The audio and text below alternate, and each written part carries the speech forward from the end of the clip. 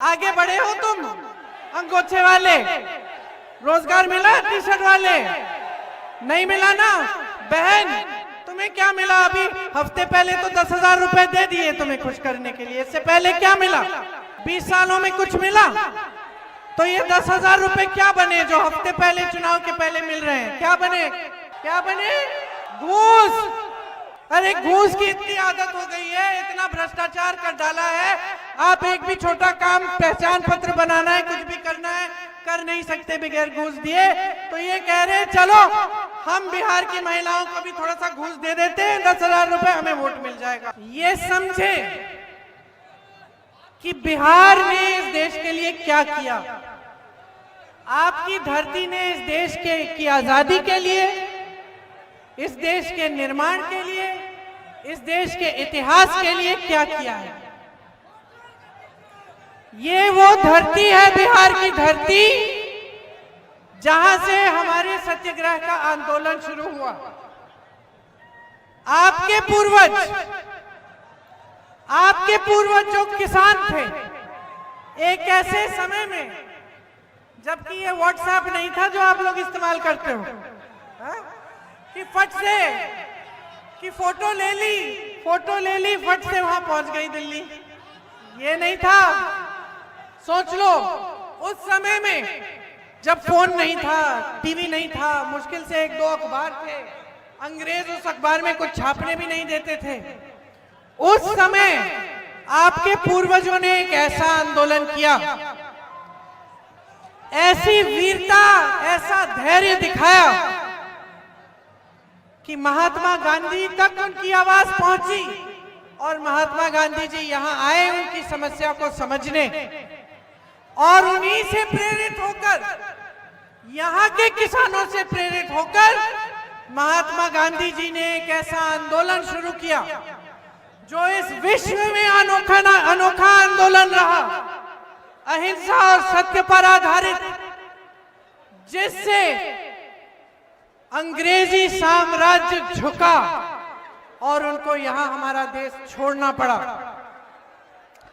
ये है बिहार का इतिहास, ये है बिहार की महानता, ये है बिहार का देश के निर्माण में, देश की स्वतंत्रता संग्राम में, देश की आजादी में, देश के संविधान बनाने में बिहार की भागीदारी।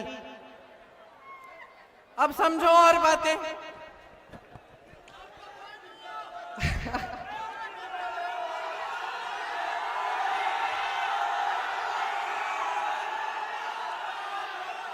इस देश का संविधान जो आपके पूर्वजों के संघर्ष ने बनाया, जो महात्मा गांधी जी, अंबेडकर जी, नेहरू जी जैसे तमाम महापुरुषों ने जिसके लिए बड़ी बड़ी कुर्बानियां दी, वो संविधान क्या कहता है बताओ?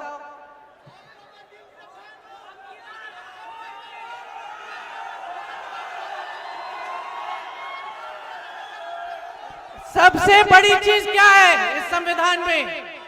लोकतंत्र हमारा क्या है कि वो महिला जो वहां खड़ी है, कि ये नौजवान जो यहां खड़ा है, वो उस दीवार पे से जो हाथ हिला रहा है, वो आप जो इस छत पे खड़े हो, आपके अधिकार और प्रधानमंत्री नरेंद्र मोदी जी के अधिकार और अमित शाह जी के अधिकार और मेरे अधिकार और इस देश के एक एक वासी के अधिकार समान है। ये है हमारा लोकतंत्र जो आपको शक्ति देता है, जो आपकी शक्ति को पहचानता है, जो आपकी शक्ति को सर्वोपरि रखता है। ये हमारा संविधान जो कहता है कि किसी भी जाति के हो, किसी भी धर्म के हो, चाहे गरीब हो, चाहे अमीर हो, चाहे अडानी जैसे बड़े लुटेरे उद्योगपति हो, चाहे कोई गरीब किसान खेती में काम कर रहा हो, उसको समान दृष्टि से देखना है, उसके वही अधिकार है। उन सबको वोट का एक अधिकार है। तो आज चुनाव के समय में यहां आई हूं। आज आधा बिहार, मतलब बिहार की आधी आबादी पोलिंग में है, वोट देने जा रही है। लेकिन अफसोस की बात यह है कि इसी बिहार में इस सरकार ने और चुनाव आयोग ने 65 लाख वोट काटे हैं। कल मेरे भाई ने एक बड़ा खुलासा किया, राहुल गांधी जी ने, जानते हैं उनको? किसके लिए लड़ते हैं? आपके लिए लड़ते हैं, सच्चाई के लिए लड़ रहे हैं। राहुल गांधी की लड़ाई आपकी लड़ाई है, संविधान की लड़ाई है, न्याय की लड़ाई है, वही लड़ाई जो महात्मा गांधी लड़ रहे थे। और कल राहुल गांधी ने एक बहुत बड़ा खुलासा किया कि हरियाणा में जब इसी तरह विधानसभा का चुनाव हुआ तो पूरा का पूरा चोरी किया गया, 25 लाख वोट फर्जी लगाए गए। एक सुंदर सी सुनो, मजेदार बात है, चुनाव आयोग इतना दिलचस्प बन गया है कि एक सुंदर सी विदेशी महिला की फोटो लेके चुनाव की जो सूची है उसमें डाल के उससे फर्जी 20 वोट डलवा दिए। समझ रहे हैं? वो यहाँ की है भी नहीं, वो हिंदुस्तानी भी नहीं है।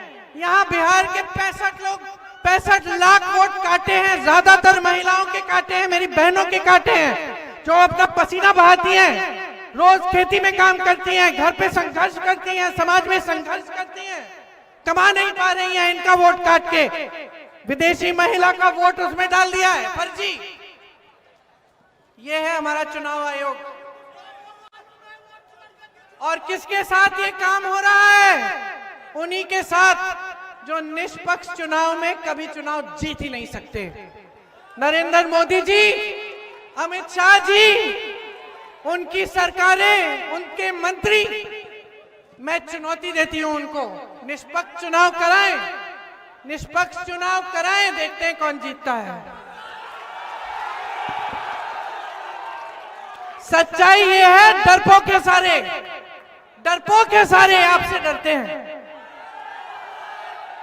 आपसे डरते हैं। आप अपने अधिकारों के लिए प्रदर्शन करते हो, आपको पीटने की कोशिश, आपको पकड़ के जेल में डाल देते हैं, प्रशासन आ जाता है, पुलिस आ जाती है, आपको पीटने के लिए इस देश की जनता को, आपसे डरते हैं। आपके वोट काट रहे हैं क्योंकि आपके वोट से डरते हैं, आपकी शक्ति से डरते हैं।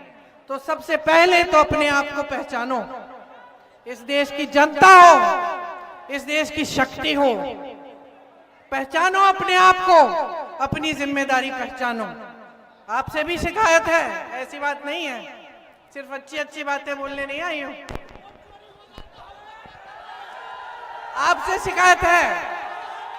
और शिकायत है मेरी बहनों, मैं कई महिलाओं के घर जाती हूं गांव में और बातचीत कर लेती हूं, और कई बार मुझे ऐसा मिला कि घर में पानी नहीं आ रहा है, खंबा है, बिजली नहीं है, बच्चों के लिए पाठशाला नहीं है गांव में, सड़क टूटी फूटी है, उस पर चला नहीं जा रहा है, और मुझे बता रही हैं कि वोट तो हम इसी विधायक को देंगे। मैंने कहा कहाँ का है विधायक?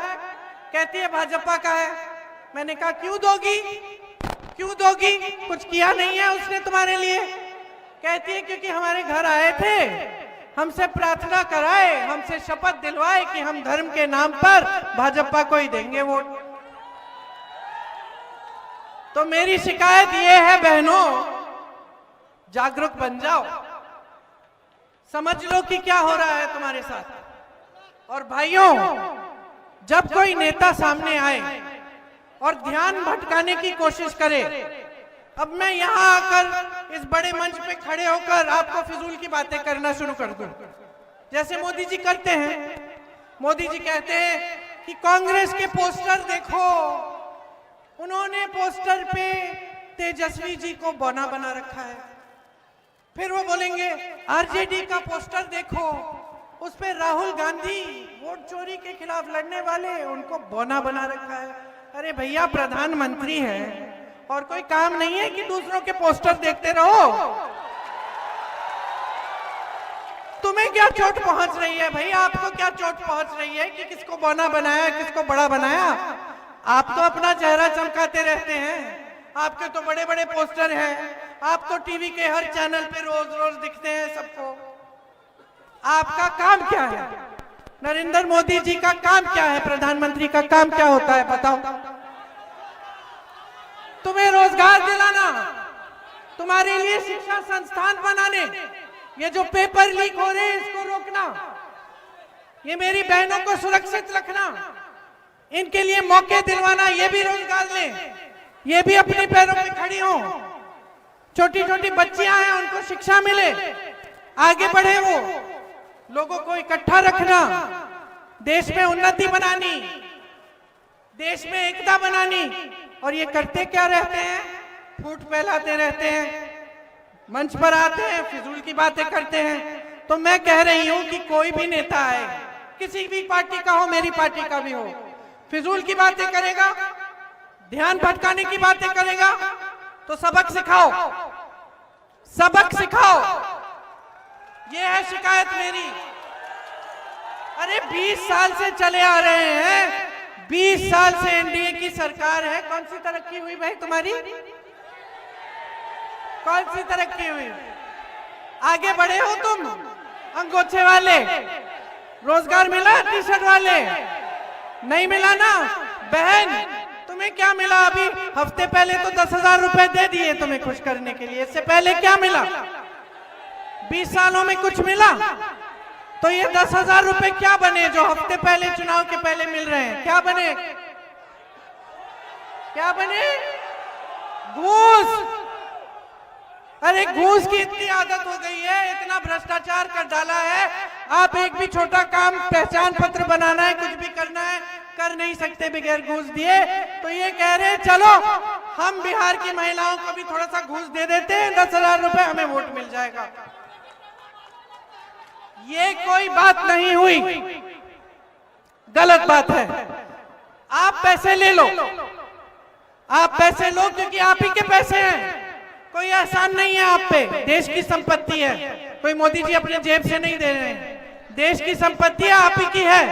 ले लो, कुछ अच्छा करो, इससे परिवार के लिए कुछ छोटा मोटा करो, बचत कर लो अगर कर सकती हो, लेकिन अपना वोट इनको नहीं देना है।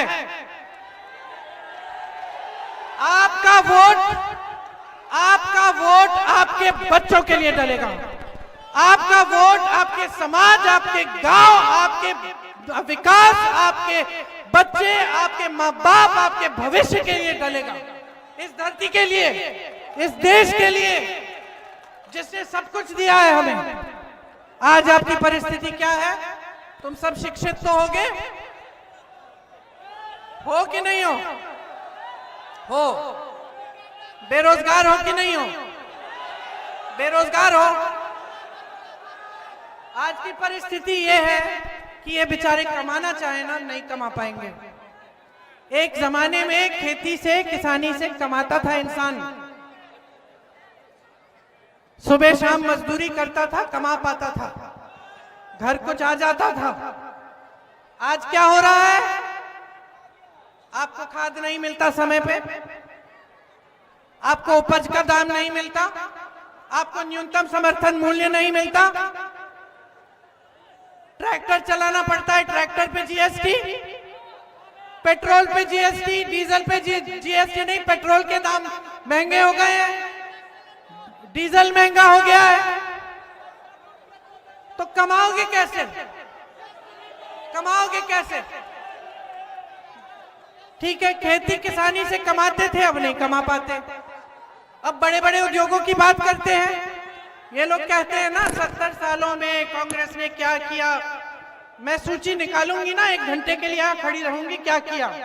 IIM, IIT, एम्स, बड़े बड़े उद्योग, बड़े बांध, बड़ी नहरें, बड़े पुल, सारे कांग्रेस के जमाने में बने। इन्होंने क्या बनाया? इनके 27 पुल तो 3 साल में गिर गए। इन्होंने कोई बड़ी संस्था बनाई, कोई विश्वविद्यालय नया शुरू किया, कोई बड़ा उद्योग लगाया। जो चीनी के मिल थे वो भी बंद हो गए। यहां बिहार में रिफाइनरियां होती थी, बिहार में सब कुछ बनता था, पेपर मिल, चीनी मिल, इतनी सारी चीजें। शिक्षा की व्यवस्था इतनी अच्छी थी कि यहीं से सबसे बड़े बड़े अधिकारी जाते थे, आईपीएस, आईएफएस, आईएएस, नाम लोग बिहार के होते थे। कितना आत्म स्वाभिमान था, कितना आत्मसम्मान था। आज क्या है?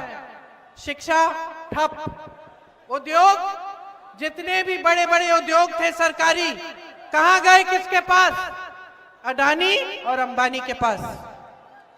देश के बंदरगाह, देश के हवाई अड्डे, आप नाम लीजिए, सारा इनको सौंप दिया है। आपको अपने बच्चों की शादी करानी पड़ती है, कर्ज लेना पड़ता है, कर्ज लेना पड़ता है। कर्ज चुकाने के लिए जीवन भर संघर्ष करते रहते हो, ब्याज देना पड़ता है।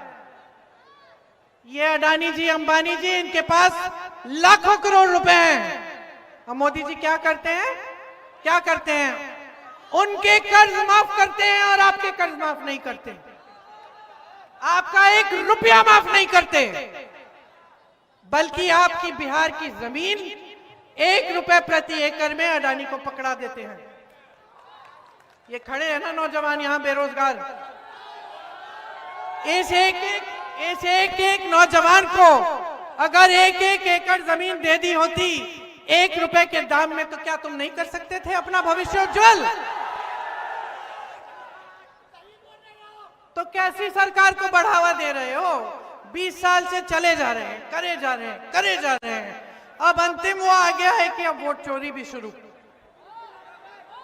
क्योंकि जानते हैं कि अब जनता पहचान रही है, जनता सच्चाई देख रही है, जनता जानती है कि भाजपा के बड़े से बड़े नेता मंच पर आकर झूठ ही बोल रहे हैं। समझ गई है जनता सब कुछ। जनता का ये हाल कर दिया है कि यहां से, बिहार से पलायन करके बाहर जाना पड़ता है। ये कोई आसान काम है? कल तुम लोगों को जाना पड़ा है, अभी तो तुम बहुत नौजवान हो, 2-3 साल में जाना पड़ेगा। यहां तो तुम्हें रोजगार मिल नहीं रहा है। जब तुम जाओगे बड़े शहर में, किसी को नहीं जानोगे। बड़े शहर में लाखों करोड़ों लोग होते हैं, कोई किसी को नहीं मानता, कोई अपना नहीं होता है, कोई अपना नहीं होता है। आप जानते हैं, मेरे से अच्छी तरह जानते हैं। वहां जाओगे, कहीं एक कमरा मिल जाएगा, उसमें 8-10 लोग इकट्ठे रहोगे। जाओगे, मजदूरी ढूंढोगे, कोई नौकरी ढूंढोगे, कोई भी वेतन दे, कितना भी पैसा दे, बोलोगे कोई बात नहीं, थोड़ा तो कमा लेंगे, चलो कर लेते हैं, नौकरी मिल रही है, मजबूरी है। नौकरी करोगे, पसीना बहाओगे, थोड़ा सा बच जाएगा, घर भेजा करोगे। परिवार को देखोगे नहीं। जो शादीशुदा है वो अपनी बीवी को छोड़ के जाता है, अपने बच्चों को छोड़ के जाता है। जो यहाँ पे परिवार संघर्ष करता है वो अकेला करता है। ये मेरी बहनें हैं, जिसके पति पलायन करके गए हैं, मैं जानती हूँ, अकेली हो, अकेले संघर्ष करना पड़ता है। वो आ नहीं पाता, चाहे कितना भी चाहे, वो लौट नहीं पाता। सिर्फ छुट्टियों में आएगा, छठ के लिए आएगा, दिवाली के लिए आएगा, बाकी समय सारे संघर्ष तुम खुद करोगी। बच्चों को संभालोगी, कोई बीमार पड़ेगा उसका इलाज कराओगी, किसी को अस्पताल या डॉक्टर के पास ले जाना है, इधर से उधर दरवाजे खटखटाओगे, भटकती जाओगी, अकेली हो। और वो वहां पे अकेला है और वो संघर्ष कर रहा है और तुम संघर्ष कर रही हो। आज ये बना दिया है बिहार को कि यहां नौकरी नहीं मिल रही है। क्या आपके दिलों में दुख नहीं होता कि अपने परिवार से इतना दूर जाना पड़ता है, इतना संघर्ष करना पड़ता है, और वहां शहर के लोग भी आपका अपमान करते हैं और आपको वो अपमान भी सहना पड़ता है। चुपचाप से पी लेते हो क्योंकि मजबूरी है। बिहार आओगे, वापस आओगे, यहां भी रोजगार नहीं मिलेगा, चलो सह लेते हैं, कोई बात नहीं, बोलने दो। ये स्थिति है आज आपकी, और आपको कोई जरूरत नहीं है कि कोई मेरे जैसे नेता दिल्ली से आकर आपको समझाए। ये जो स्थिति आप समझते हैं, आप जी रहे हो, रोज सुबह उठते हो, घबराहट होती है, दिवाली आ रही है, हाँ खुशी होती है, लेकिन अंदर से घबराहट भी होती है। मेहमान आएंगे, घर आएंगे, खाना बनाना पड़ेगा उनके लिए, घर की लिपाई पुताई करानी पड़ेगी, कुछ टूटा हुआ है मरम्मत करनी पड़ेगी। कैसे करेंगे? घबराते हो, चैन का जीवन नहीं जी पा रहे हो, और ये गलत बात है। गलत बात इसलिए कि जो सरकार है वो गलत नीतियों से आपका प्रदेश चला रही है। अफसोस की बात तो ये है कि आपके अपने नीतीश जी भी खुद नहीं चला पा रहे हैं, क्योंकि मोदी जी और अमित शाह उन पर हावी हैं। आपकी सरकार दिल्ली से चल रही है, यहाँ के double engine double engine double engine. असलियत ये है सिंगल इंजन है, मोदी जी चलाते हैं, चाबी उनके पास है, ऑन वो करते हैं, ऑफ वो करते हैं। तो जो निर्णय यहाँ पे बिहार की धरती पे बिहार के वासियों के लिए लेने चाहिए वो भी नहीं ले पा रहे हैं। और ये पोस्टरों की मैंने बात की, मोदी जी देखते रहते कि किसका कहां पोस्टर है। अरे खुद तो नीतीश जी को मंच पे नहीं लाए हैं, उनके मंचों को देखो, सिर्फ मोदी जी छाए हुए हैं। नीतीश जी को सम्मान नहीं दे रहे हैं, बिहार की जनता को सम्मान नहीं दे रहे हैं। तो बिहार का भविष्य क्या है? फिर भविष्य क्या है? तो ये है आपकी परिस्थितियां, ये है आपकी असलियत। अब बताओ बदलनी है कि नहीं? और जोर से, किसके लिए बदलोगे? अपने लिए बदलोगे, अपने लिए बदलोगे। और सुन लीजिए, ऐसा नहीं होना चाहिए कि आंखें मूंद करके आपने किसी को वोट दे दिया। आप देखो कौन क्या काम कर रहा है। कांग्रेस पार्टी की राजस्थान में सरकार थी, 25 लाख तक स्वास्थ्य बीमा मिलता था। मतलब तुम बीमार पड़े, भगवान ना करे लेकिन कोई बड़ी बीमारी हो गई, 25 लाख तक उसका इलाज सरकार दे रही थी। मैं जब गई राजस्थान तो मुझे ऐसे लोग मिले, रो रहे थे कि दीदी हार्ट का पूरा ऑपरेशन हुआ है, कैंसर का पूरा इलाज हुआ है, 1 रुपया नहीं देना पड़ा। एक महिला ने मुझसे कहा ये जो स्कीम है ना आप पूरे देश में लागू कराओ, इससे इतने गरीबों की मदद हो जाएगी। हम इसको बिहार में लागू करना चाहते हैं। करके दिखाया है, करके दिखाया है। इसलिए आज तेलंगाना और कर्नाटका में कांग्रेस की सरकार है, हर महीने महिलाओं को पैसे मिलते हैं। गरीब परिवारों की महिलाओं को 2500 रुपए हर महीने मिल रहे हैं। हम यहां पे भी आपको 2500 रुपए हर महीने देना चाहते हैं। भूमिहीन परिवारों को हम मकान या 3 से 5 डिसमिल जमीन देना चाहते हैं, और वो जमीन मेरी बहनों आपके नाम होगी, आपके नाम में। और जो पैसे आएंगे सीधे आपके खाते में आएंगे, ताकि आप मजबूत हो। आपका जो विधवा पेंशन है वो 1500 रुपए होगा और हर साल 200 रुपए बढ़ाया जाएगा। जो दिव्यांग पेंशन है वो 3000 रुपए किया जाएगा। मनरेगा में मजदूरी 300 रुपए में मिलेगी, तो मजदूरी के लिए 300 रुपए मिलेंगे, और मनरेगा के दिन 2 गुने किए जाएंगे। किसान सुन लीजिए जो यहां मौजूद हैं, गारंटी दे रहे हैं हम आपको कि न्यूनतम समर्थन मूल्य आपको मिलेगा। आपके लिए मंडियां खुलवाई जाएंगी, आपकी मदद होगी। 200 यूनिट बिजली मुफ्त में मिलेगी। जीविका बहनें सुन लें, 30,000 का आपका वेतन होगा प्रति माह, और आपकी नौकरी पक्की होगी।